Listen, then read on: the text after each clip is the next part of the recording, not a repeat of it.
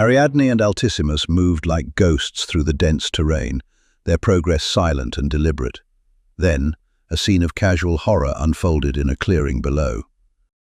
Two soldiers in Athanatus's colours held a woman by her arms. A third stood before her, his voice a bored monotone as he listed some petty infraction, an unlicensed chicken, a missed curfew. Before the woman could even plead, the soldier's blade flickered out and opened her throat. She dropped, her life soaking into the roots of a great slanted tree. Her 3 children, who had been hiding behind a woodpile, screamed. The youngest, a girl no older than 5, ran to her mother's body, trying to shake her awake, her small hands becoming slick with blood. For Altissimus, the world dissolved. The metallic scent of blood, the children's cries, it was not a memory, it was a transposition.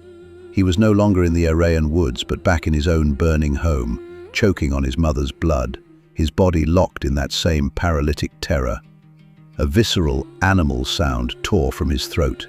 His knuckles whitened around his sword hilt, and he took an involuntary step forward, his strategic mind blank, consumed by a tsunami of grief and rage.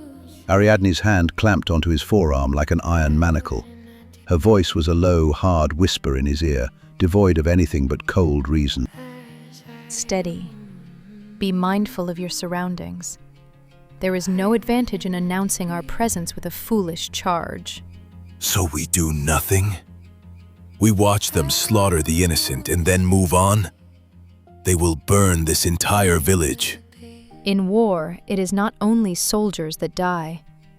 We cannot save everyone. But Altissimus was already gone, catapulted forward by a righteousness that overrode all tactics. With a raw, wounded roar that was as much for his own past as for the present horror, he broke from her grip and charged. Ariadne let out a sharp breath, a flicker of irritation crossing her features. Then, with lethal grace, she followed. It was not a rescue, it was damage control. Their movements were a symphony of violence. His was a battering ram of furious power, hers a scalpel of precise, fatal cuts. The soldiers, caught off guard, fell within moments.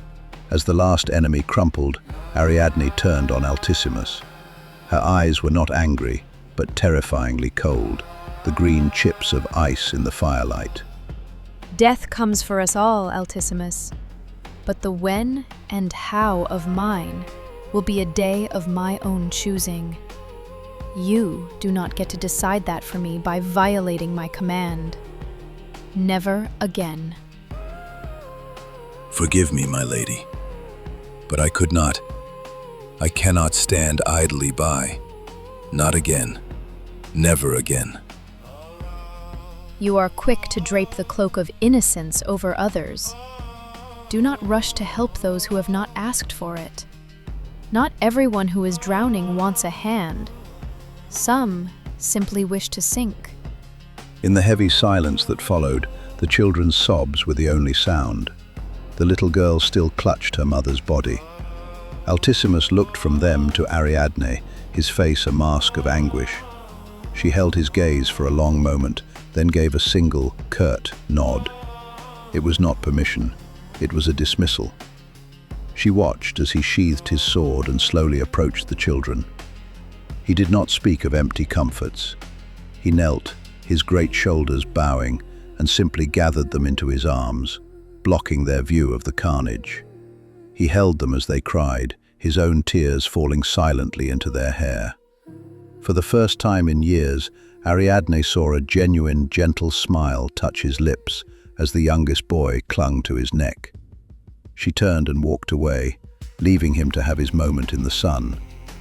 Days like these, moments of pure, uncomplicated humanity, were rare flowers in the barren field of their existence. Later, by the campfire, Altissimus approached and sat opposite her. Forgive me, my lady, for any transgression. My Shojin could always see the questions lingering in my mind. What troubles you now?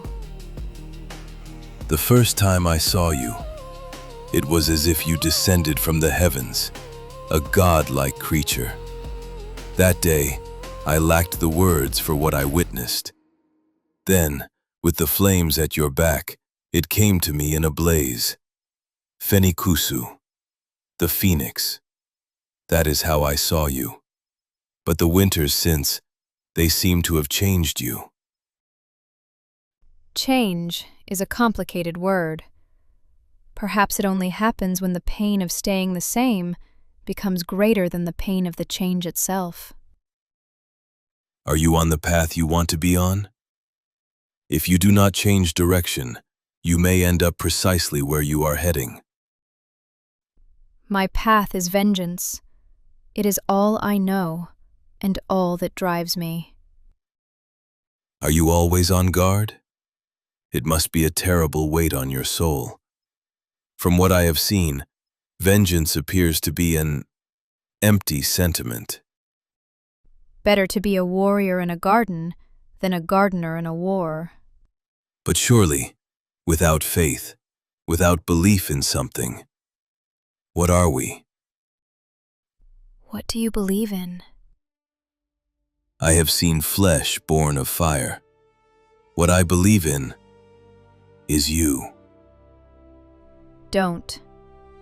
It is in our nature to destroy what we cherish. Spare yourself the disappointment.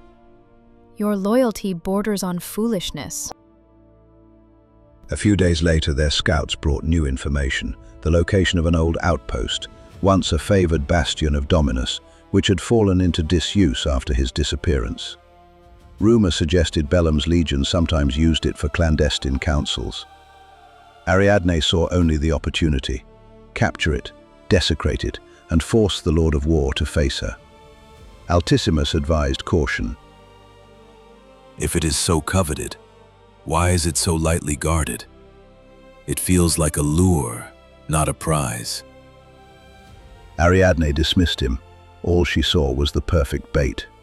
She planned to infiltrate at first light, with Altissimus to follow as reinforcement. Are you certain about this, my lady? It feels wrong. The intelligence is too convenient. We cannot let this chance pass. This is how we draw Bellum into the open. Trust in our abilities. Remain vigilant. I do not wish to question your judgment. Then don't. Are you not a warrior? Only on the battlefield. This feels different. I fear only certain death awaits us there. Death does not wait solely on the battlefield. As a warrior, I wish for a good death. You, however, seem to openly seek yours out. We all die. Only the means are uncertain. You are not thinking this through. You are acting on impulse. That is now the second time you have questioned my command. Are you challenging me? Without even drawing your sword? I am not fool enough to unsheathe my blade against you. Just as it is foolish to think one can lead without having learned to follow first. As long as my heart beats, I am in command. It would seem your heart's only function is to beat. As you command, my lady.